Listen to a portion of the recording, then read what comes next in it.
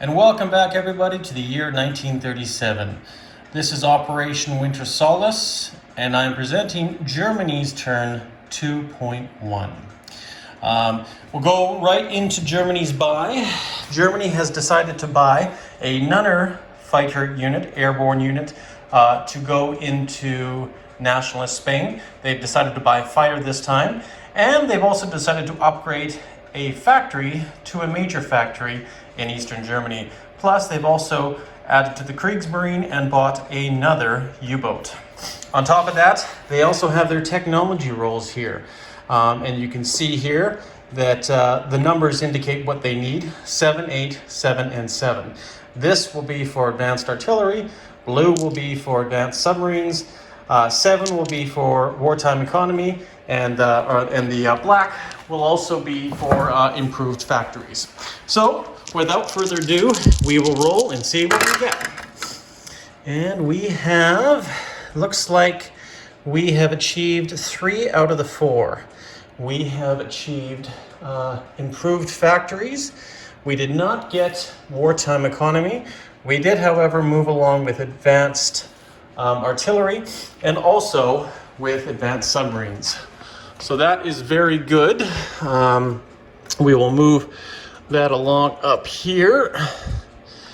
And the Germans now will be stopping with advanced submarines since they can't go any further. And the same with improved factories. They will not be able to go any further with those two. So that's a good roll all in all. And then we'll pan back to here. Germany's not going to do too many conquests this turn. However, they will be annexing Slovakia and bringing it into the fold for the Reich. They will be taking a troop here from Austria and to head on into Slovakia, thereby taking these 2 infantry, the 1 fighter, and making them German. And now that territory will give Germany +1. And we'll go over here and look at the income markers. Germany will go up to 23.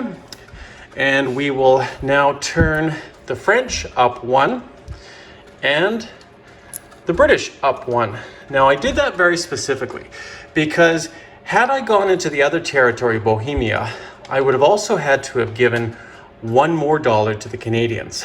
So I figured it's best to head into Slovakia, and this way only the French and the British get an increase, not the Canadians as well.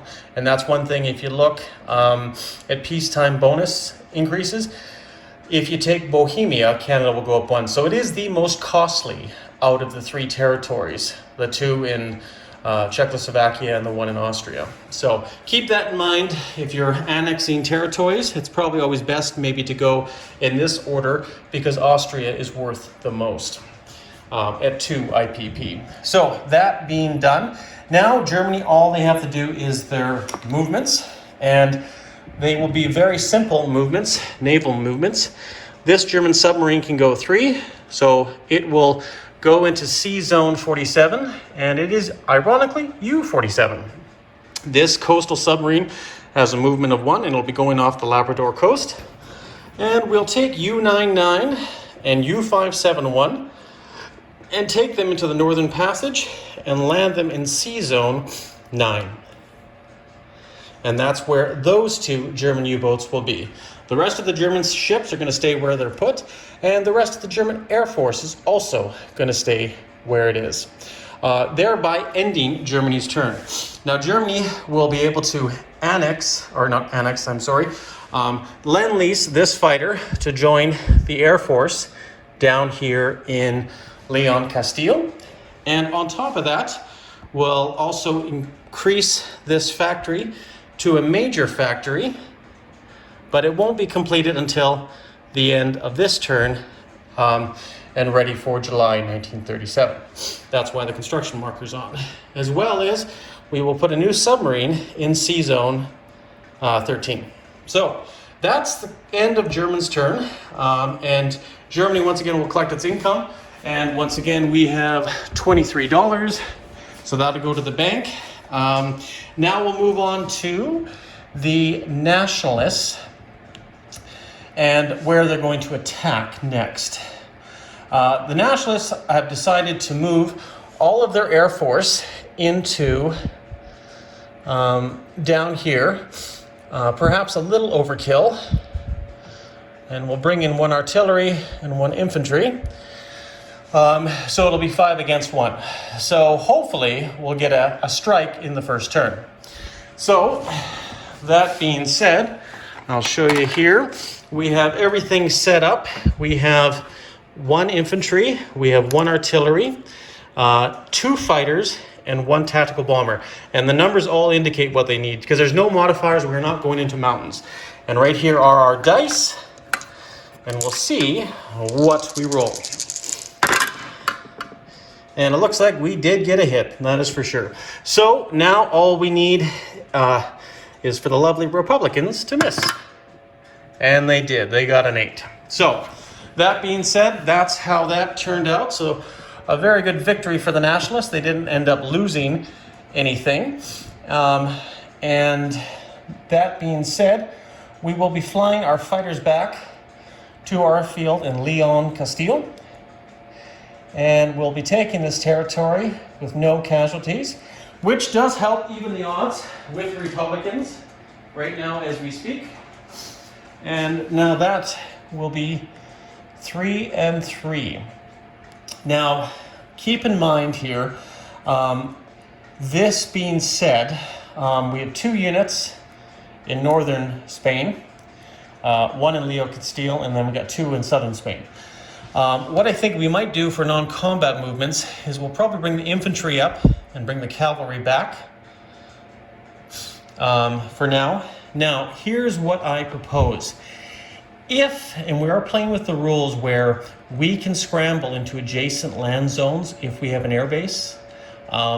So if the Republicans, if Hilltop decides to attack either of these territories, here or here, with his full air force, I will scramble with my full air force into either of those zones. However, if Hilltop decides to divide and attack both places, I will scramble and divide my forces.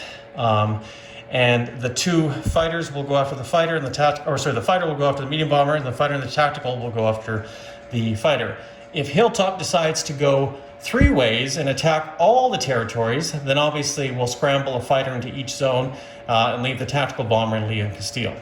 But I'm not sure if he's going to be doing that. He may not even attack, but I'll just let him know that that's my intent, and he can roll respectively if he decides to.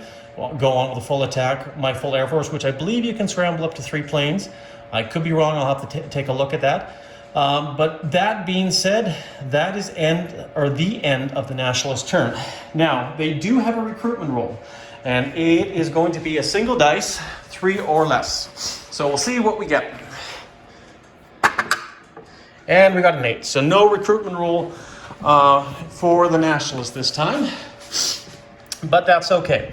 All in all, a good turn for Germany, successful on their rolls, and especially with the Nationalists. So everybody, Panzer King here in the Lion's Den signing out, and I will see you for Japan's turn in 2.3.